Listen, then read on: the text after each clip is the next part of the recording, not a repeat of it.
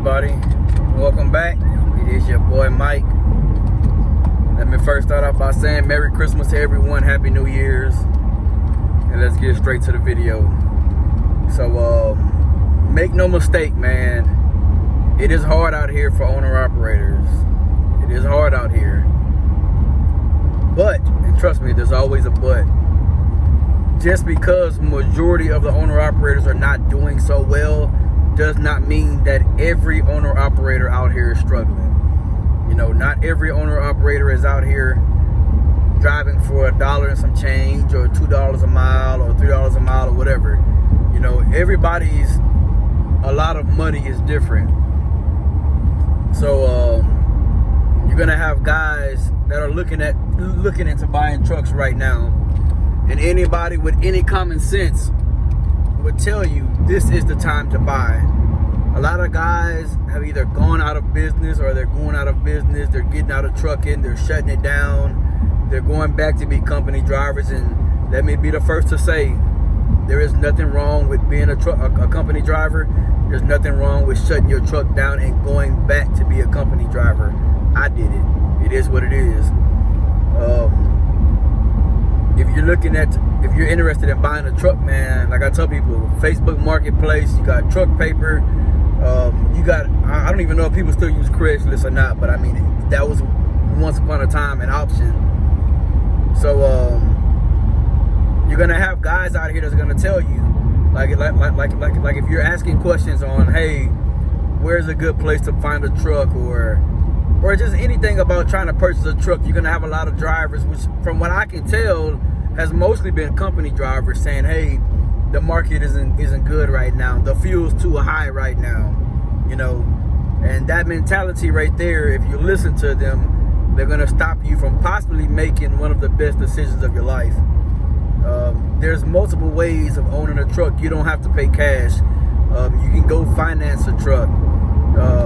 Thing is, and I know there's a lot of controversy behind this, if you are a lease purchase driver, man, and you don't have control over that truck, you are a lease purchase driver. That's what you are. You are not an owner operator. You do not own that truck. You don't have control over that truck. Yes, you have to pay to maintain it. It is what it is. But at the end of the day, you do not own that truck. If you finance a truck through a bank, you are a owner operator. You have control over that truck. If you pay cash for a truck, you are an owner operator of that truck. You own that truck. So pick and choose how you decide to want to come in this industry to get your truck. That's on you. I'm not going to have nobody go back and forth with me on about them being an owner operator and they're a lease purchase driver. Because like I said, if you don't have control over that truck, I mean, hey, you're just doing a lease purchase on it, man, or maybe just a lease. It is what it is. I don't have anything against a lease purchase. I did a lease purchase. I made a lot of money as a lease purchase driver. I purchased my trailer. I bought cars. I went on trips. I did that stuff, man. So another thing, you're gonna have a lot of guys tell you, oh, you're not gonna be able to make money unless you have your own authority. I almost started my authority in January, but what I had going on with AFC and how I was running, I didn't really need to. You know, I'm just gonna be honest with y'all, man. I was lazy. I wanted to be home. I did, you know what I'm saying, 2.5 years over the road. I was ready to come home and chill for a little bit. I was pretty much working part-time. That's on me. Could I have went out and made more money? I could have. So now, fast forward to where I'm at right now. For y'all that are not caught up, I am hauling tankers. I am running local, meaning I'm literally no more than 20 miles from my house, from where I run. As of, what was it? I think I got paid December 21st. I think that Thursday or that Wednesday night. I made the most money that I've made ever in 1 week. Being leased on, hauling tankers, being home every day. Now, you're probably gonna ask, man, like, how much are you talking? And I'm gonna show you. And I'm only gonna show this one time. Now, and I'm not even gonna front like I do this every week, because I don't. Like I said, this check is the most money I've made in 1 week driving my truck, Big Daddy, my 99 Freightliner Classic. Now, I will say, before, so you don't have to skip to the end of the video if you don't want to, I made $1,000 less than what I bought my truck for originally when I paid cash for it. So if you remember what I paid for my truck, then you can pretty much guess what my paycheck was. So there are still options out here to make money. You have to do what you have to do to find it. Me, I have a family. I want to be home with my kids, man. You know, I miss the road. I do, man. I'm planning to hit the road come summertime. Like I said, once I throw this transmission in my truck, probably in January or maybe even February, who knows, then like I said, summertime come around, we're gonna stretch it out. Those 2.5, 3 months of summer, I'm planning to touch every state that I haven't already touched in that truck. What else? Another thing, you know, you want to be an owner-operator, man, you need to be saving your money. A lot of people think, oh, well, I don't make enough money to save money. And that's where the issue comes with guys wanting to be an owner-operator. Because you have people like me that'll say, just save your money as a company driver and then determine what you want to do while being a company driver. So I would say, as a company driver, you should at least be able to save at least $1,000 to $1,500 a month, and that's at least. If you can't do that as a company driver, more than likely your personal expenses at home are probably too damn high. Meaning you got a expensive car note, your mortgage high, you know, maybe you got 2 or 3 cars, who knows? Whatever it is, that's on you to figure it out. When I bought Big Daddy, technically I was at Schneider. I was making $1,000 to $1,100 a week. I was able to save my money, but I'm very cheap. I've told y'all, I'm cheap, man. I don't like to spend my money. I like to make my money. I like to see my bank account go up in numbers. I get mad when I have to spend money, to be honest with y'all. So, if you can't save money in the position that you are in now, then you're probably gonna have a hard time once you become an owner-operator. Because a lot of guys that aren't used to having money or making the money, they get it and then, you know, they start splurging. Now, I'm not saying you can't enjoy your money. There's a lot of guys that live out here thinking like, man, I'll just make that again next week or in 2 weeks or whatever, you know. And if that's your mentality, that's your mentality. For me, I've been homeless before. Not a good feeling. So that's why I am the way I am, you know. I stack my money. I try to put more than enough to the side to where, you know, if anything happens, I can try to be prepared for it. I have had some issues though, you know, stuff happens. And to be honest with y'all, man, I almost shut my truck down twice this year. And actually, I did shut down Big Daddy. For y'all that don't know, Big Daddy was parked for over 3 months. And I was not driving it, man. I refused to run for these rates. And when you're owner-op, man, whether you're leased on or you're, you know, doing a lease purchase or you got your own authority, you have to be saving money. You know, when it comes to maintaining your truck, you have to pick and choose what's a priority and what can be put off. An air leak, possibly a priority, depending on how bad the air leak is. Tires, more than likely, it's a priority. You know what I'm saying? Depending on how bad it can be put off. Suspension parts, depending on what suspension parts, more than likely that's a priority. You got a shock that go bad, that shock could probably go another week or 2 for you to stack some money up and then replace it. Especially if you're someone like myself who try to change parts out himself. So if you can do the parts yourself, you're definitely going to save money on labor. And I mean, hey, you can go buy a $50 shock, or, you know, if you want to replace all 4, or you want to replace 6, or you want to replace all 8, you know what I'm saying, cab and the chassis. But like I said though, make no mistake, man, it is hard out here. Most people will tell you, including myself, you really don't want to switch companies at the end of the year.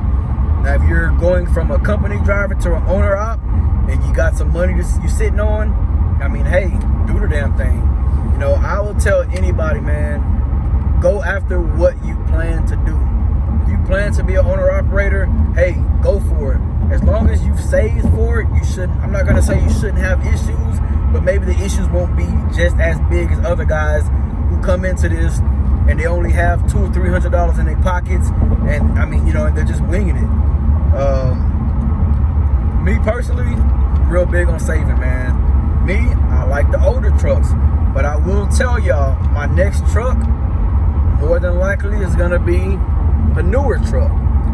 Not new like a 2016 or 2018, but I am going to go look at a couple trucks next week.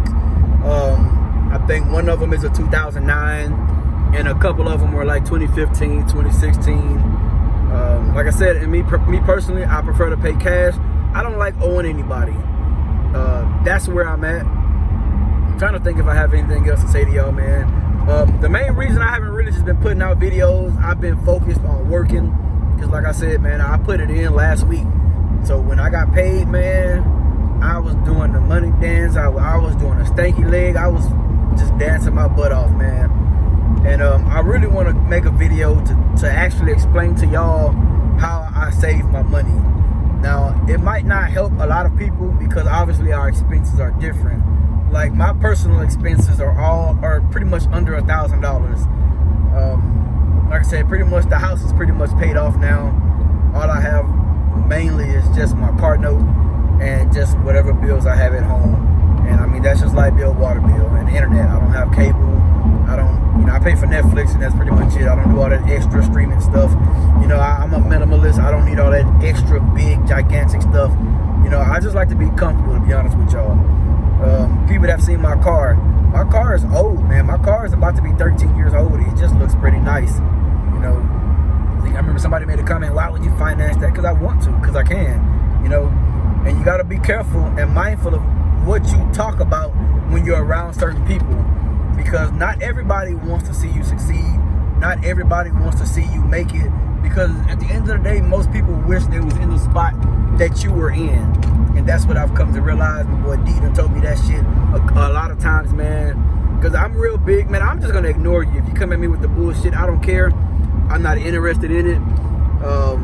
Last thing I'm going to add, man, the company that I'm at, I'm not even going to lie to y'all, man. I really don't even want to say this in a video. I'm not a big fan of the company that I'm at, to be honest with you. Now, I do like hauling tankers. Fucking love the money that I make. Like I said, I am home every day.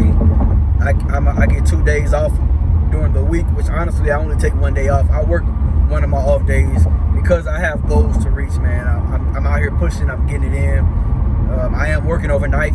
That's probably one of the things I don't like. But then again, it helps me be home with my youngest son during the daytime. So I mean, it's a give and take thing. Like I said, I'm not really a big fan of this company just because of how they run things. But as of my last couple checks, man, I just learned that, hey, let me just shut up, make my money, and we're gonna go with the flow. Because every company is not perfect. You got a lot of companies out here as an owner operator. When you lease onto them, they do a lot when you come in the door, so you don't have to. And with this company right here, man, I'm not gonna lie to y'all, I barely made it, man, because I get irritated just a little too fast, and I've been trying to tell myself to relax, chill. So like I said, I am gonna post a screenshot of my last check or my last settlement. What I will be showing y'all is what was netted into, I can't even say into my account, because this company does something similar to like Landstar.